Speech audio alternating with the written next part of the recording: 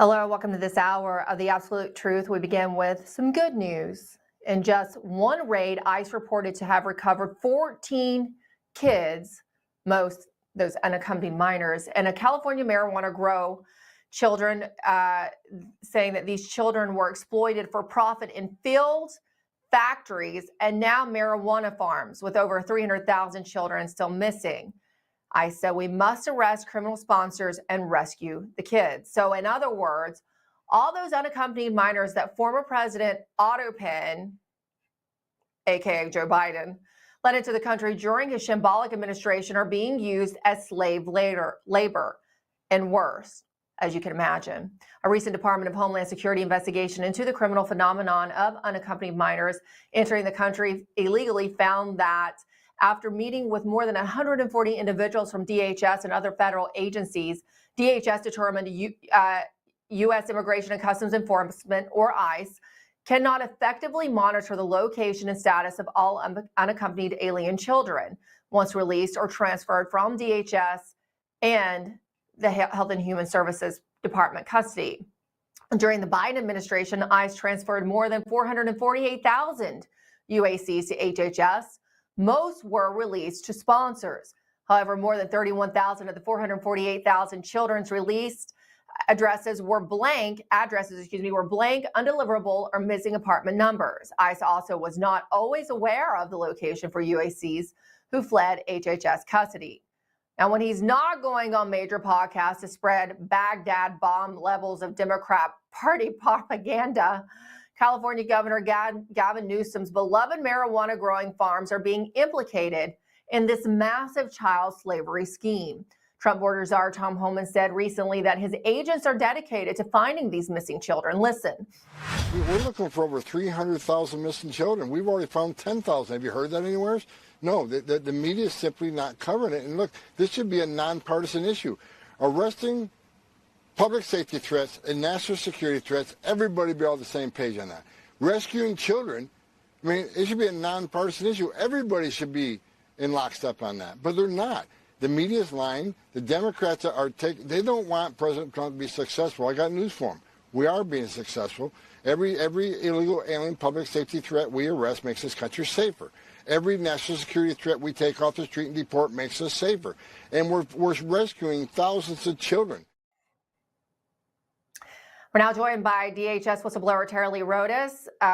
She is one of the people who has worked hardest on alerting people to the problem of the missing children, but also helping our government under new leadership now recover them.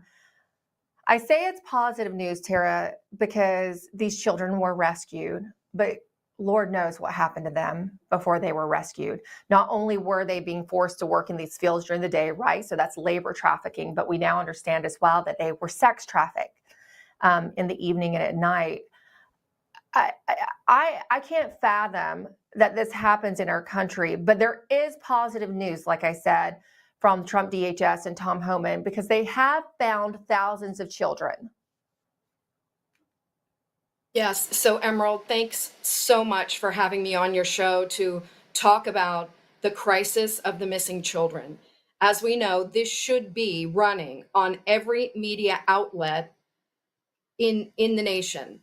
This should be like a global phenomenon of the greatest humanitarian crisis of our time, which is missing children, many of them tender age, meaning under the age of 12.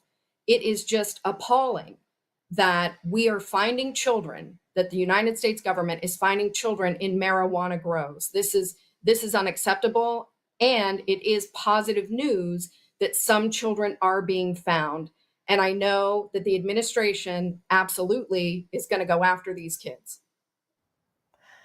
According to reports, they're drugging babies at the border and sneaking them in with adults who are not their parents. Is this still happening, or was that just before, during the Biden years? So under the Biden administration, they stopped DNA testing. So I hope your listeners understand that. The Biden administration stopped DNA testing to see if children were actually with their parents. That is inexcusable, unacceptable.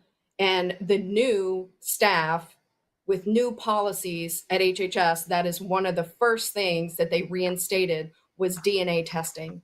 So they have put in 5 new policies, That's great. and one of those is DNA testing. They are absolutely going to be sure that if a family unit comes across the border, that it is indeed a family unit. We've got to protect these children.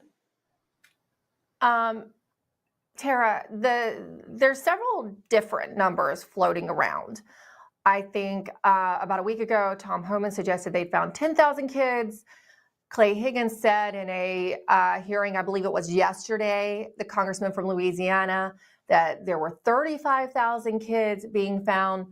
Do we have exact numbers yet, or is that still perhaps being confirmed? So that's probably being confirmed. What I do know is that if I had access to the UC portal, or if Aaron had access, we could tell you what the exact numbers are. So we're hoping that soon there are going to be more people who have access to the data who are going to be able to confirm the exact numbers of how many have been found. What we do know and what we did see was those 10 who were rescued. Now, what's very interesting about that photo, and if the commissioner is listening, I hope he is, what would have made that photo fantastic is to have the sponsor of each of those children standing next to the child in handcuffs. So here is the real question, because as we find the children, we can never forget the mission is to arrest traffickers and dismantle their trafficking infrastructure. So what we need to do now is use a government-wide data analytics approach to target these sponsors. And this is, Aaron Stevenson, we had conversations with people in the administration prior to the election, and this is the way to go after it. And I hope that soon, and maybe they already have started, which is why they're finding many, but we need to see criminal sponsors in handcuffs. That's what we need to see. And why we're not seeing that yet, I don't know. If you recall, in early 2021, it was Aaron Stevenson who revealed that MS-13, 18th Street Gang, and other cartels were getting the kids. And then I saw the same thing in August, reported that. Senator Grassley released all of those files. Anybody can go see. I said, do not release to MS-13 affiliates. And they sent the children there anyway. So we know that children right now are in the hands of criminals. We must get these public safety threats off the street. So we need to remember, as we're going after the children, we must go after the sponsors. Must go after the sponsors. Perp walks, handcuffs, the whole thing. Media attention, plaster their face all over every media that will cover the story. Have we had confirmed arrests? I'll be honest, there's so much going on. I haven't seen that. How many confirmed sponsors have they arrested? So they haven't given us an exact number of how many confirmed arrests, but yes, they have confirmed arrests. Stephen Miller told the case, a very sad story of a 14-year-old unaccompanied minor who was living with 2 men who had been pimping her out. This administration recovered this 14-year-old pregnant, and we don't know for how many years she had been being pimped out. It's just like these children on the marijuana grow. Someone said, I've heard people say, well, they're like 14 and 15. Okay. Well, did they cross the border in 2021 and they've been slaves since they were 10? Like, people need to think this through. These children, we have no idea the horrors of what they're going through. In the daytime, like you said, they're picking marijuana, which they are not supposed to be doing. But then in the nighttime, who knows what they're being used for? This is not acceptable. This is not acceptable. How is it that in the United States of America, we have children who are working on marijuana grows? No, this is totally unacceptable and completely unavoidable. And this administration is going to put a stop to it. They are fiercely committed to not only rescuing the kids, but also getting these criminal sponsors. You said that if you had access to the database that you could help confirm the number. Is that an offer of help to the administration? Are you willing to go in and help with this effort I more? I You already have are, I offered know. to help with the effort. So, as you might know, I have not stopped helping with the effort. So I continue to fight on, as does Aaron, and we are helping the administration in any way that we can. And Great. we do believe that they are going to get people actually trained up on what the data looks like, how to use the data, how to match the data from various data sets across the government.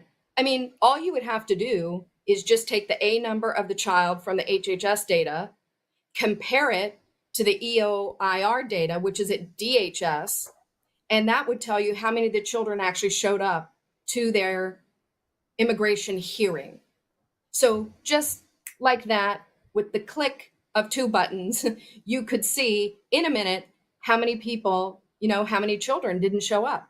Well, children who don't show up to their immigration hearing are typically, that's a red flag for sponsoring, for being, trafficked. It's a red flag for trafficking. So there are things that are so simple that could be done.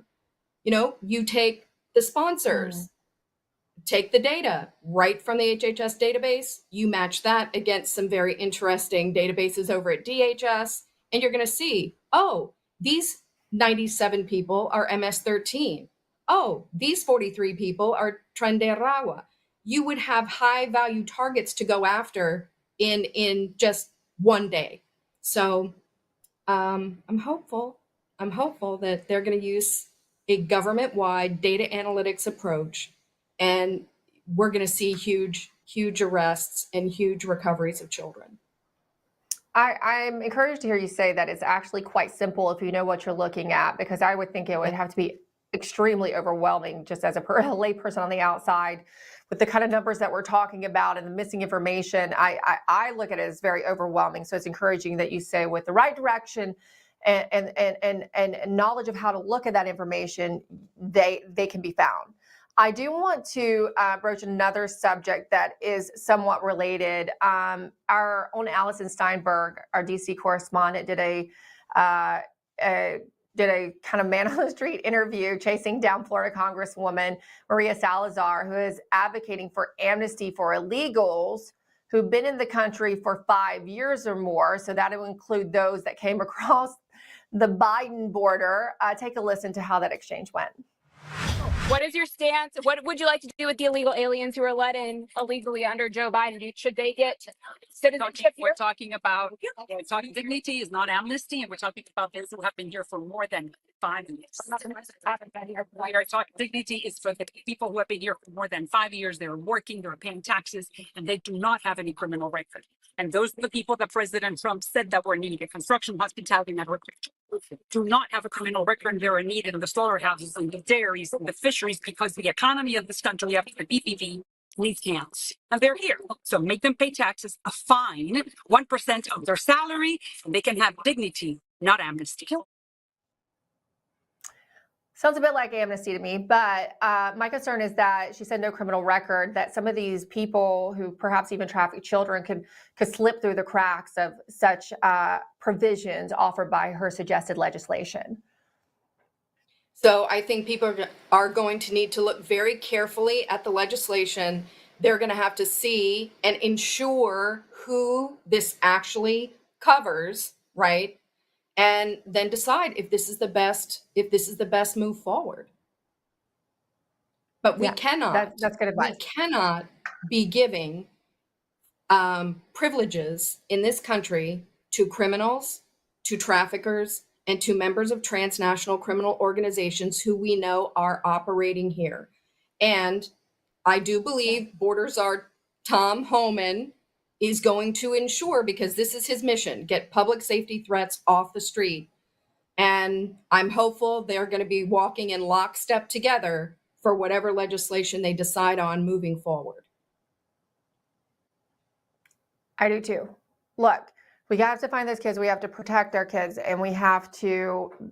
I mean, look, I'm not for her legislation altogether, but we'll talk about that. That's not really relevant per se to this conversation. But Tara, I thank you for the update. We'll work to confirm those numbers. We'll keep our eye on this. No matter what, there are some wins happening. I would too like to see more perp walks. So we'll ask Tom Homan about that the next time he's on the North Lawn. One of our correspondents will ask him, when are we going to see perp walks of these sponsors who traffic the children, these fake sponsors? Thank you so much, Tara Lee Rodas. It's always good to catch up with you. Thank you so much, Emerald. It's always an honor. And let's save the kids and let's put those fraudulent sponsors in handcuffs. Yes, let's. Coming up, remember a couple of years ago we did a story on the potential mortgage fraud allegedly being committed by Adam Schiff? Well, fast forward 2 years later, and President Trump himself is talking about it. The man behind that story, John Stubbins, joins us next.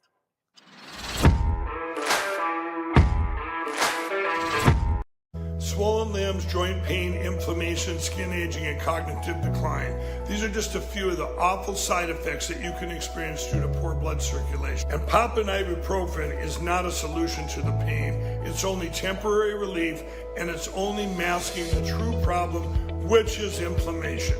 Researchers are saying to add this Antarctic super nutrient to your diet. I'm talking about omega-3 fatty acids, but not just any form of omegas. These particular omega-3 fatty acids are sourced from wild-caught krill. Has been shown to support healthy blood pressure, circulation, brain health, as well as reduce inflammation, swelling, and joint pain. For a limited time, you can grab Native Path Antarctic Krill Oil for up to 66% off plus free shipping. Just go to getkrill.com/Lindell right now to get your special offer.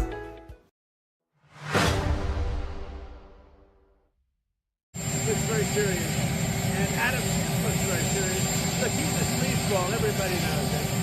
And I was a little surprised. I thought he would have covered his bases a little bit better. But Adam Schiff is a lowlife. He deserves what he gets. What President Trump was referring to was the fact that Senator Adam Schiff of California, longtime bitter foe of President Trump, purveyor of the Russiagate hoax, has potentially committed mortgage fraud. Here's President Trump lambasting Schiff recently on his Truth Social account, saying, quote, "I learned that Fannie Mae's Financial Crimes Division has concluded that Adam Schiff has engaged in a sustained pattern of possible mortgage fraud. Adam Schiff said that his primary residence was in Maryland to get a cheaper mortgage and rip off America, when he must live in California because he was a congressman from California." He added, quote, "I always knew Adam Schiff was a crook." The fraud began with the refinance of his Maryland property on February the 6th, 2009, and continued through multiple transactions until the Maryland property was correctly designated as a second home on October 13th, 2020. Mortgage fraud is very serious, and crooked Adam Schiff, now a senator, needs to be brought to justice.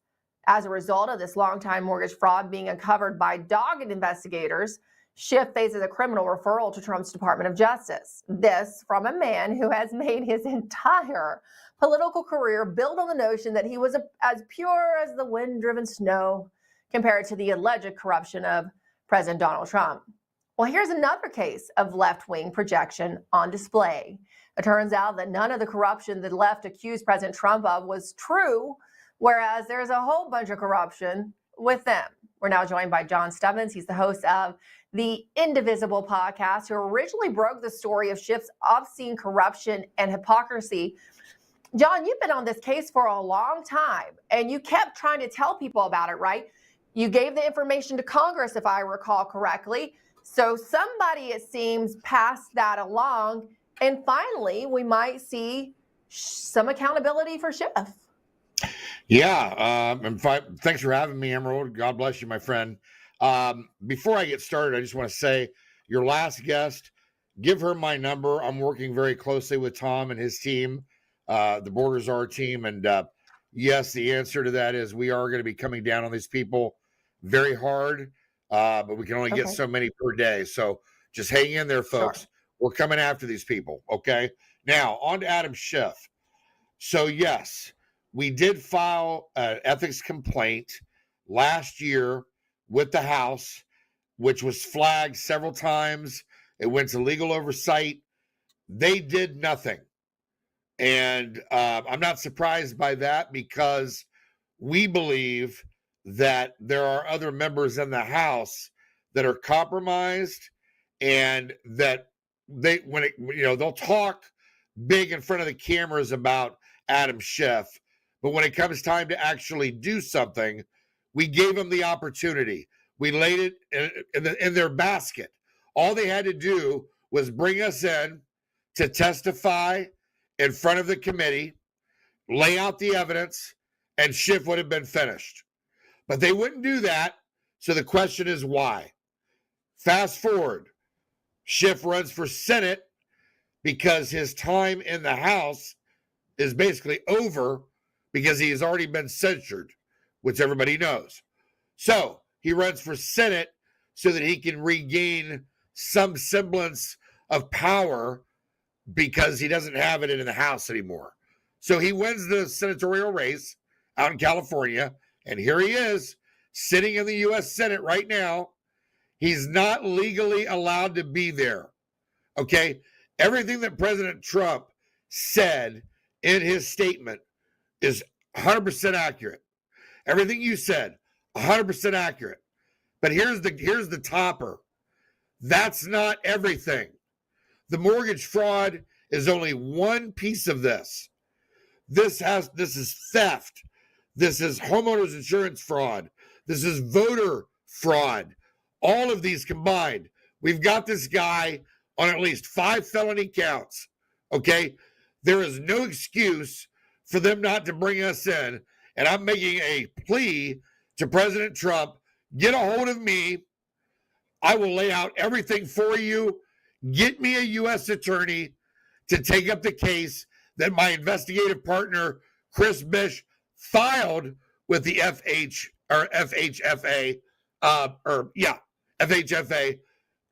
which was just handed down as a criminal referral, which you mentioned, okay, by the main man over there, Pulte. I think his name is Pulte.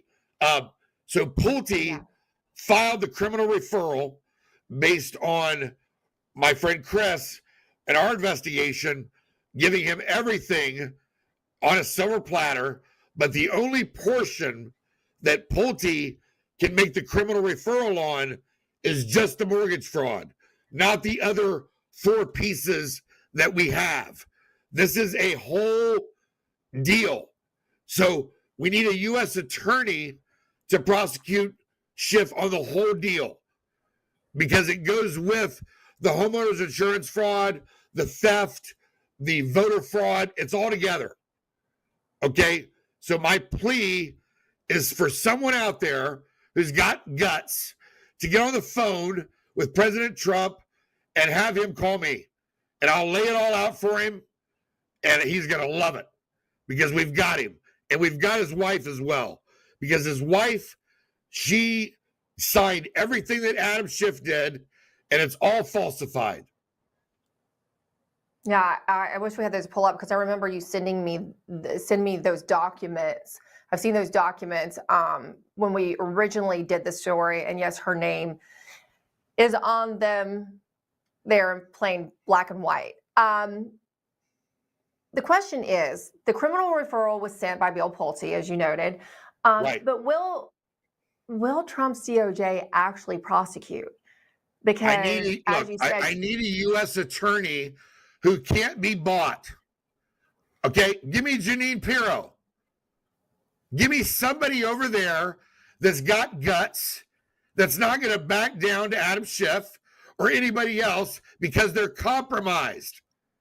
We've got too many people in our Congress right now that are compromised, some fashion or another. It might be through Act Blue. It might be through the Russia hoax. It might be Schiff. Who knows what their deal is? But I can tell you this. I put this in the lap of Jim Jordan, and he did nothing. Nothing. Okay. I want to thank Byron Donalds, because Byron Donalds is the only congressman that helped me to get it over there. Okay. And this is after John Solomon, Peter Schweitzer, Seamus Bruner. Everybody looked at this. They all said, John, this investigation's complete. You and Chris have done your homework. You've got everything. So what's the holdup? I mean, we can just add that to the long list of actions that Jim Jordan has not taken. And the whistleblowers from the FBI know that Jim Jordan very well. And we mentioned that there's probably other Democrats. We know that Letitia James, the Attorney General in New York, is accused of very similar mortgage fraud and is facing her own legal woes as a result, though it's still, unknown if she'll actually have accountability for that as well. But I suspect it was a Republican-led Congress that did nothing with the information you gave them. I suspect it's not just Democrats who are correct. That's right. That's right. And also Mosby. Right? Isn't Mosby also guilty of this as well? I don't know that specific situation, but perhaps. Okay. But yeah, you're right, Emerald. It's Republicans as well, because look, we sent it over to the House Ethics Committee. They flagged it twice. They sent it to legal oversight. They flagged it twice, and they just drugged their butts through the election and did nothing. All they had to do was bring us in, and it would have been done. But they refused to do it. Why? So, that being said, I need President Trump's help. If President Trump will call me, him and I can figure out how to get somebody over there. He just appointed Jeanine Pirro. Let's get Jeanine Pirro on the case. Yeah, let's get Judge Jeanine on the case. I think this would be one that she would really enjoy prosecuting. Thank you so much, John. Like I said, I've got a list going of the things Jim Jordan did not do. That includes being presented with evidence of election fraud that he also ignored and did nothing about. Jim Jordan will have to answer one day for all of these serious national security issues that he ignored, that he should have addressed. And this is just another one of them. Thank you so much, John. And Emerald, let me just say this. He's my congressman. He's my congressman in Ohio. He wouldn't come on my show. He wouldn't pick up the phone and call me. All of his aides had the information. They did nothing. Yeah. Well, usually the aides will call you and say, this isn't exactly right, and try to talk you down, or call your friends and have them try to talk you down. I'm not surprised he wouldn't come on your show. He came on mine one time.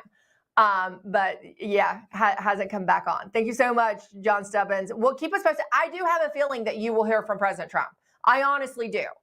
I feel like the segment will make its way over there, as many of the others have, and people hear from him directly, because it will probably take direct action and direction from President Trump. That's what we've seen in many other situations in this administration, this second term, that something wasn't getting done, and it took direct involvement from the president himself, when it shouldn't have had to have, right? These people should have already been handling it, but he's had to step in, and then we see action. And we're also waiting for that on the part of more election fraud investigations and such as well. Thank you so much, John. I'm here to help. I'm here to help, Emerald. You know what? I absolutely know that's true about you, John. That's the absolute truth. We'll see you soon. God bless you. Up next, with our wounded warriors, you can't always see the wounds. Sometimes it's a wound of the mind. We talk about that with Tyler Gray. He's not only a veteran himself, but he also played one on a very popular show on TV, so you're not going to want to miss this segment after the break.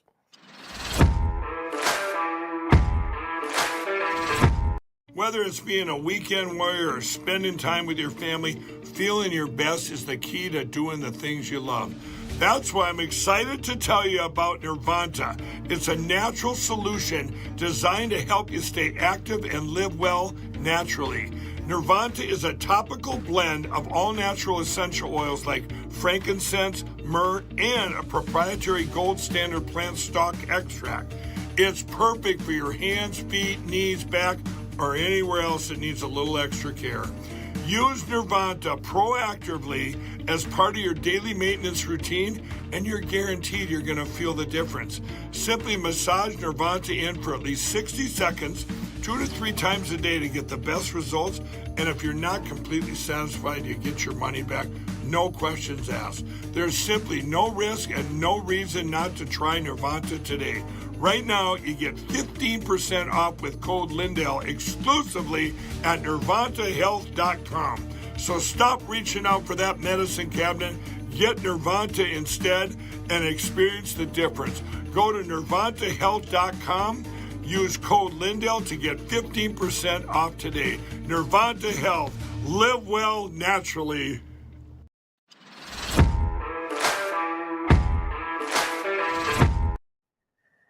During Trump's first term, some of his great successes included reforming Veterans Affairs and prioritizing our country's retired servicemen and women.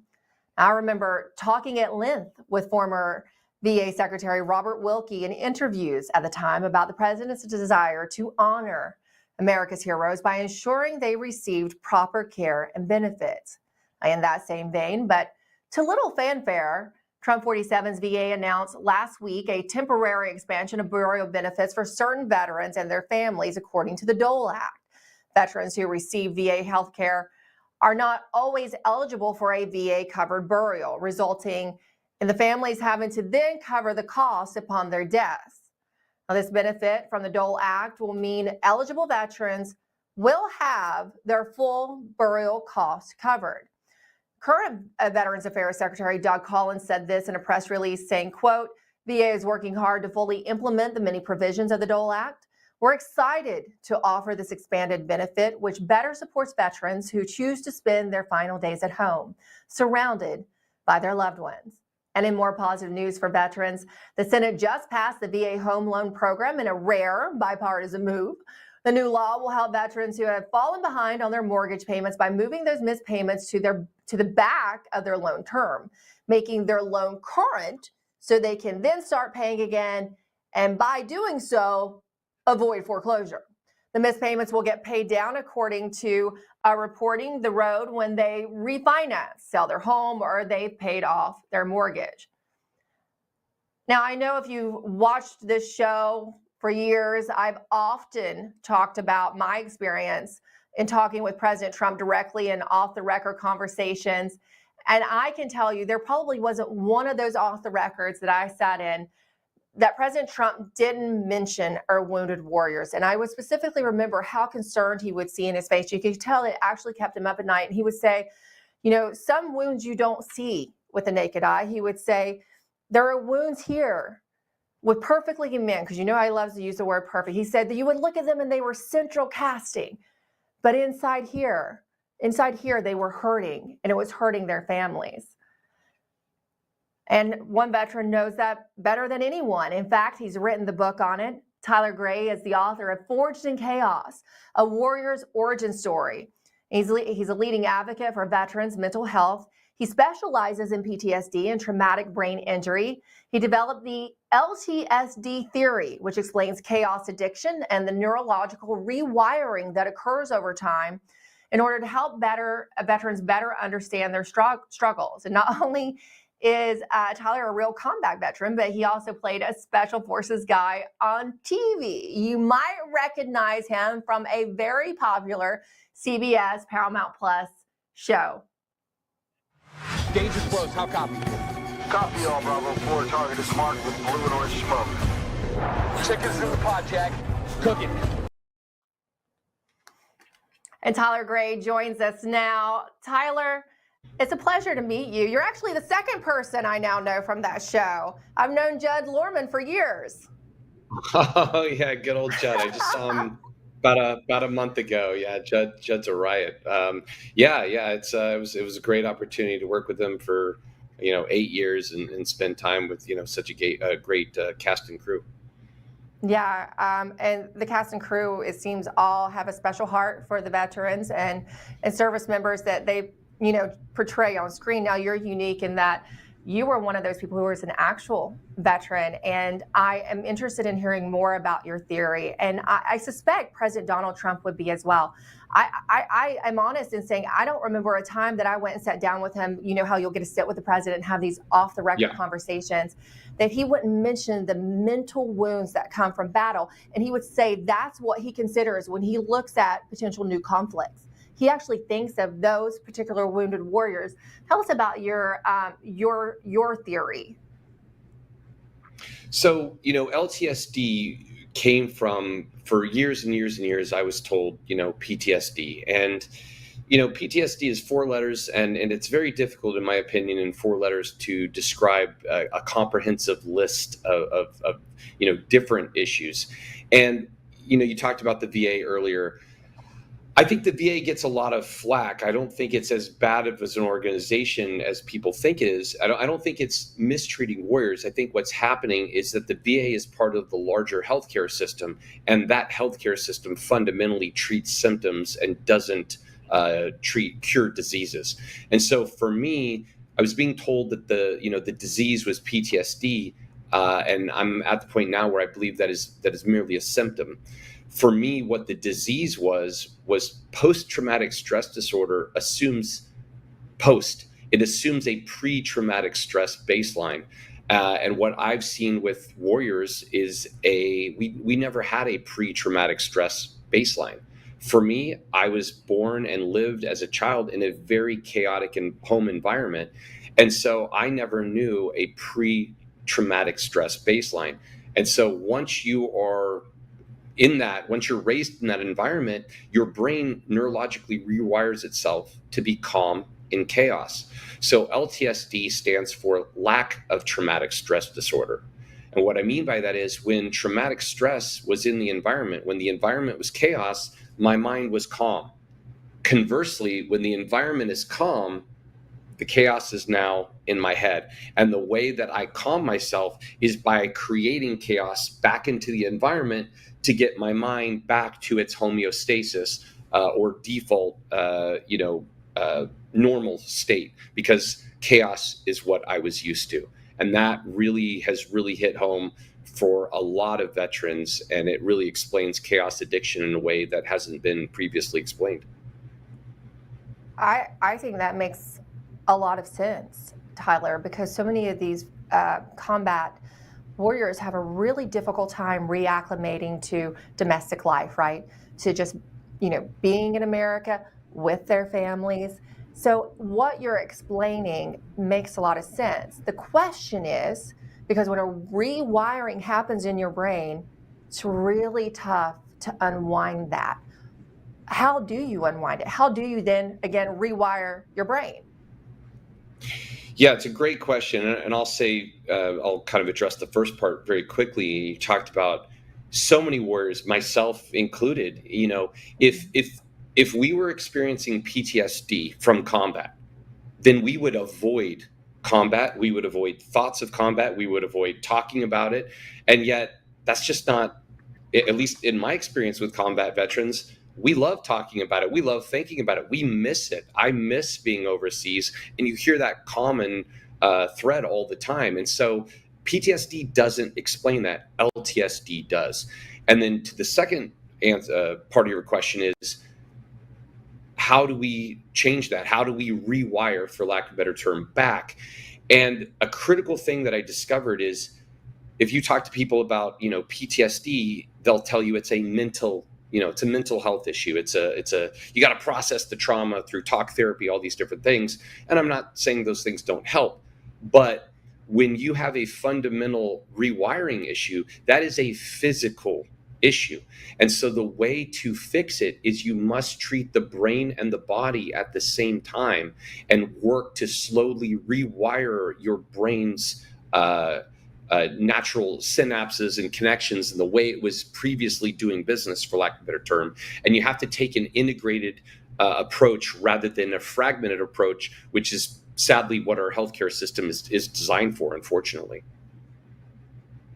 does the VA address this at all? The fact that there are many No. warriors who can't. No. No, and again, the reason I keep saying this is, I don't see it as their fault. I don't see it as intentional. I see it as the VA is just the healthcare system. The VA is the normal American healthcare system ran by the government for veterans, right? And so it's just a product of that fundamental system that focuses on symptoms and not root causes. And so they haven't addressed this yet. And hopefully with, the book, and I'm going to keep talking about this, hopefully we can start to change the narrative and get the system to focus on the disease and address it rather than the symptoms. And on that note, when you talk about, veteran or first responder suicide rates, PTSD awareness and treatment options are at an all-time high. And yet the problem isn't getting better, it's getting worse. And I think any reasonable person should be able to look at that and go, well, if awareness and treatment is an all-time high and the problem is getting worse, then what we're saying is the problem must not be the problem. And that's the push that I'm trying to do and get people to listen to hopefully change this and be able to help our veterans and first responders. I hope so too. When I lived in Washington, D.C., I actually lived directly beside Arlington National Cemetery. I'll never forget. It was the first week we were living there, and I was standing out on my balcony, which is a beautiful view, and I heard a gunshot. And I told my husband, and he said, well, might have been a veteran suicide because it happens quite often in the cemetery. And that just gutted me. I mean, it's so sad. And it's an issue that, though I know there's lots of effort to talk about it, and there's, Veteran Suicide Prevention Month, and we do cover it, there's not enough covering of it because there's still a very high rate. I hope, Tyler, that you get an opportunity to brief relevant members of the Trump administration on your LTSD theory, and perhaps they can open up doors to implementing some of this care. I agree with you. I think it's more a product of the healthcare system at large that we have that tends to treat symptoms and not root causes. But I suspect that's something you would probably like to do, right? Go in and brief perhaps Veterans Affairs and talk about your theory and give them copies of your book. That is my ultimate end state. I really, and again, this book was written, probably a year and a half now ago.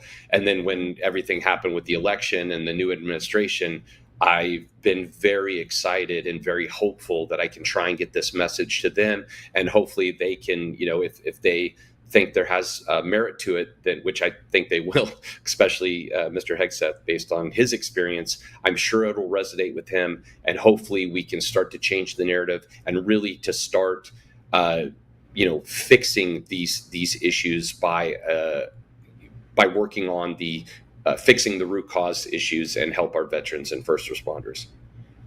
I believe it would resonate with him as well. And I know based on my personal experience with President Trump, I know it would resonate with him. The book is Forged in Chaos, A Warrior's Origin Story. You can get it anywhere books are sold. Tyler Gray, it's such a pleasure to meet you. Thanks for joining us. My pleasure. Thank you so much for having me. Up next, some good news on positive action in one aspect of the DOJ. We're going to tell you about a DOJ task force to enforce the First Step Act that was passed in President Trump's first term. But it's happening because of the grassroots effort of J6ers behind the scenes. One of those J6ers, Brian Mock, joins us after the commercials.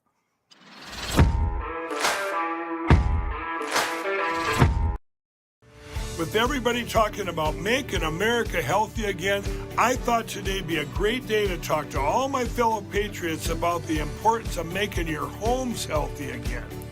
Well, we have proudly partnered with airwaterhealing.com and their revolutionary whole home air purification system. The V3 from Air Water Healing does 3,000 square feet of purification. It eliminates dust, mold, viruses, and odors. But here's the part I love. They require no filters to ever be changed and virtually no maintenance. Whether you suffer from asthma, allergies, seasonal bronchitis, or just want to protect your family from the flu or even greater threats, don't wait to get your V3 from airwaterhealing.com today. Use code Lindell for 20% off and savings and free shipping. That's promo code Lindell at airwaterhealing.com.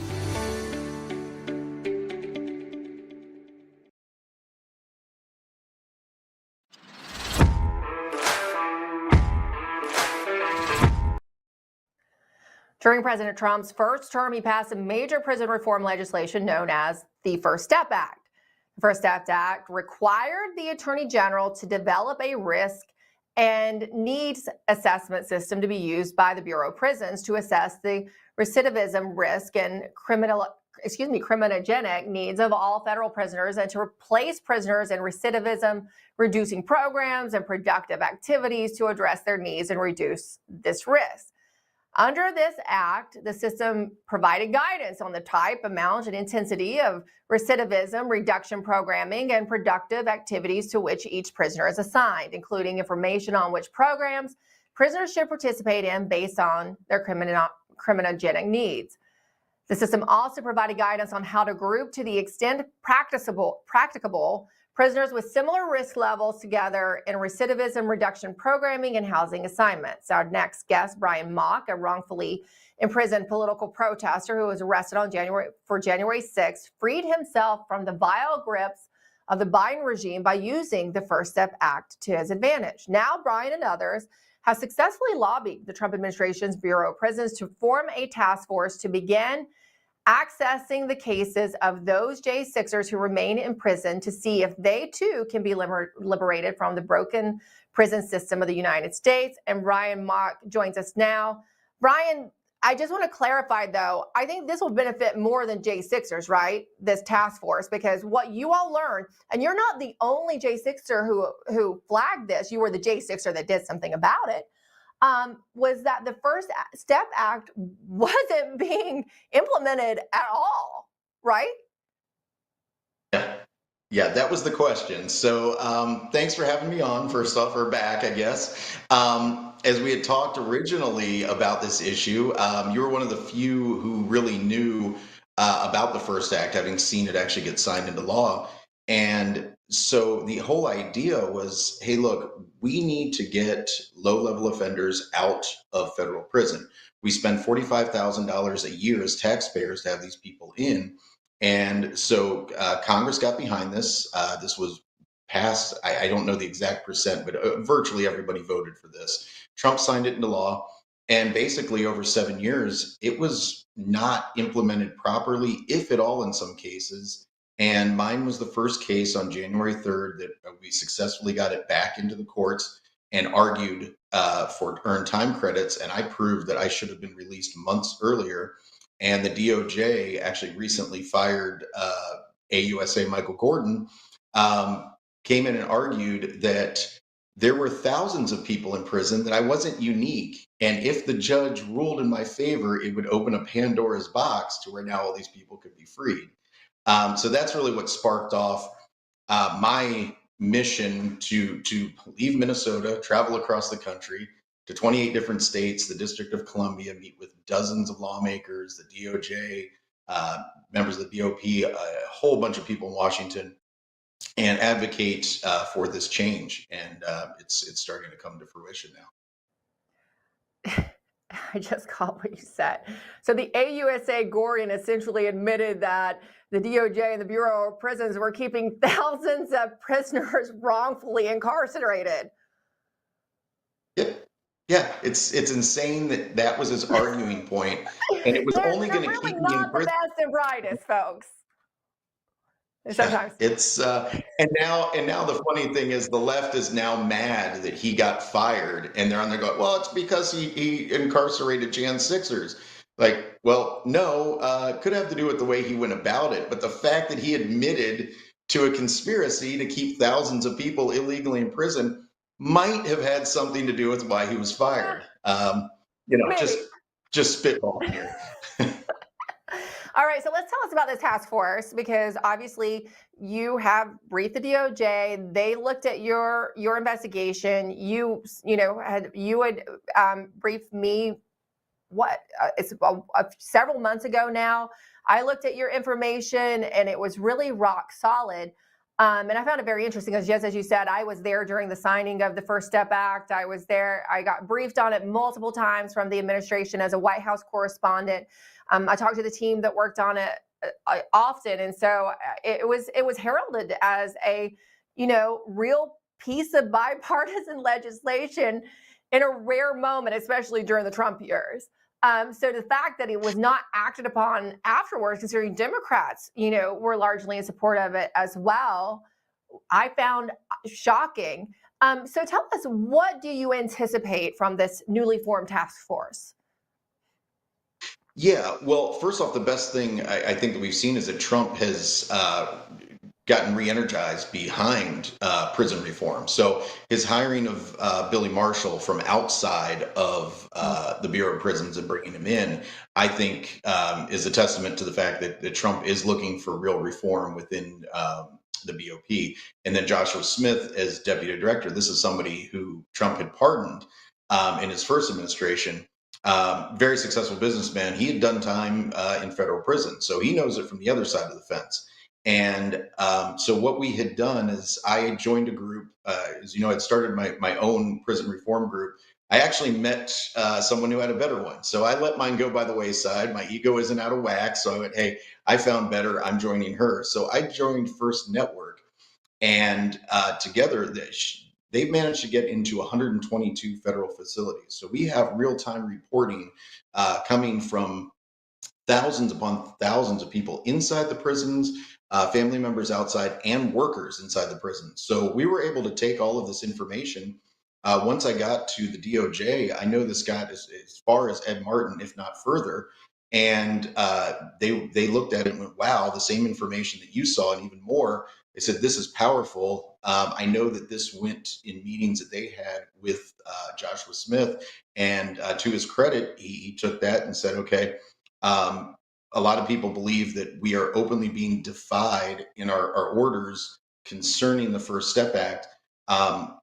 They don't believe that's happening, but there may be mistakes. And so they've created this task force that's supposed to go into the prisons, essentially audit the process and make sure that people are getting out when they're supposed to get out and not being held, months and years longer than they should. So we're affecting real change. It's exciting to see, and we hope it gets implemented quickly, because I personally get calls daily from people in prison begging me, please do something, get us out of here. When are they changing this? When is it getting fixed?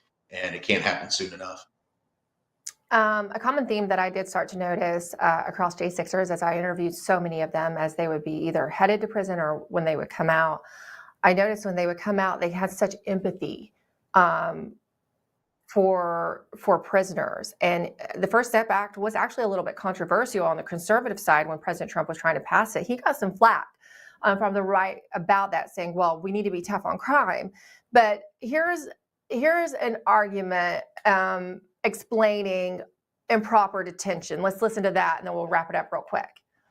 I had a little time in prison. So it's all in the book. But as you surely realize by now, our corrupted government exploited that event as the means to stop me with a 60-day prison sentence. 60 days for a first-time, non-violent misdemeanor trespass charge. Do we know anybody who's been to prison for a misdemeanor? Yeah, just remember that. Prison was every bit as awful as it sounds. In fact, it was worse.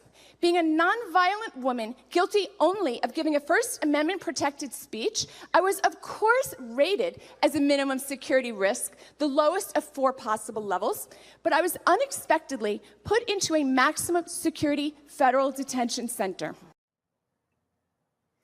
I have to admit, I sort of saw this issue in a different light after hearing and experiencing the stories of J6ers as a journalist and understanding the problems that we really hadn't looked at before. Brian, just real quick, your 30-second wrap up on this.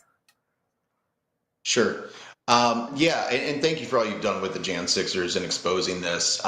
What we have right now is an opportunity, and something that I'm doing is sending out a questionnaire to all those Jan Sixers who were in prison. So that's going to be coming soon. That's our next report that we're sending off to the DOJ that presumably is going to the BOP. And that's the real opportunity that we have here. you've got a bunch of people who otherwise wouldn't have gone to prison. Doctors, as you just saw, lawyers, teachers, I'm a businessman, everyday people who normally wouldn't be in this situation to come back and report now and go, here's all the systemic issues that need to get fixed in a system that quite frankly is broken. So we welcome the opportunity and want to be used. We're saying use our voice to help those that normally wouldn't have a voice, the lowest amongst us. They need our help, and it's time that we pay attention to those people in a big way. You're absolutely right. Thank you so much, Brian Mock, for joining us with this very good update, very encouraging update. I'm often blasting the DOJ, so it's nice to applaud them. Thank you for that, Brian Mock. It's good to see you. You got it right. Thanks, Emerald. You have a good one. You too. That's it for this hour of the absolute truth. Remember to go to mypillow.com and use your promo code TRUTH so we can continue to bring you the absolute truth every Monday through Friday. Little programming note, I will be back at the top of the hour to lead you into Caroline Leavitt's White House press briefing. So stick around with me after this commercial break for a special edition of DC Live. And that's the absolute truth.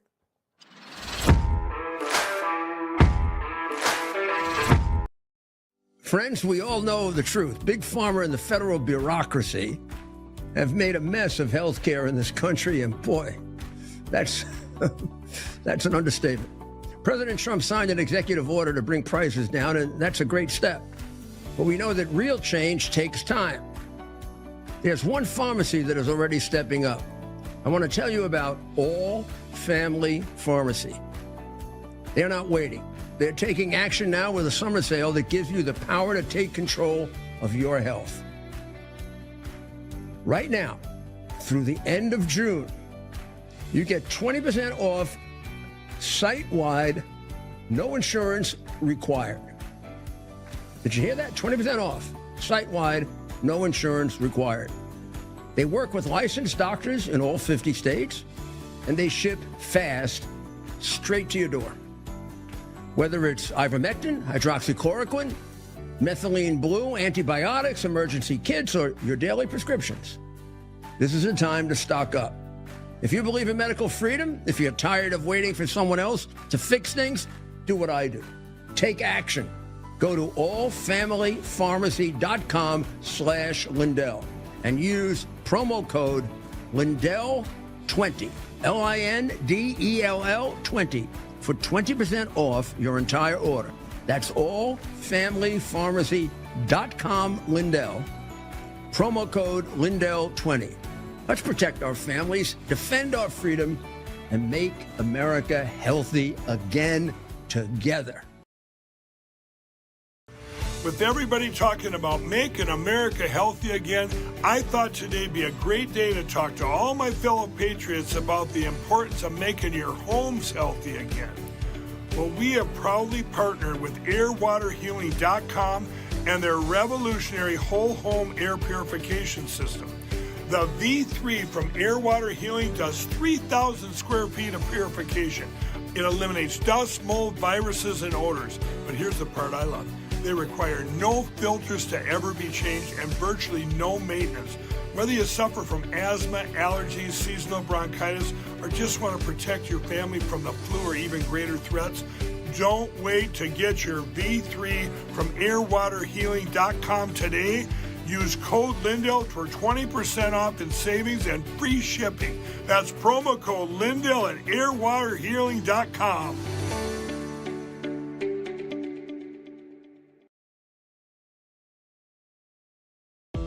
Have you ever wondered what happened to the legendary Chuck Norris? Well, I recently saw a video he made and I was shocked. That guy's amazing and he's staying active well into his 80s. What's even more shocking is he's stronger, can work out longer, and even has plenty of energy left over for his grandkids. He did this by just making one change. He says he still feels like he's in his 50s. His wife even started doing this one thing too, and she's never felt better. She says she feels 10 years younger, her body looks leaner, and she has energy all day. Chuck made a very special video that explains everything. Make sure you watch it by going to chuckdefense.com/Lindell. It will change the way you think about your health. Once again, that's chuckdefense.com/Lindell.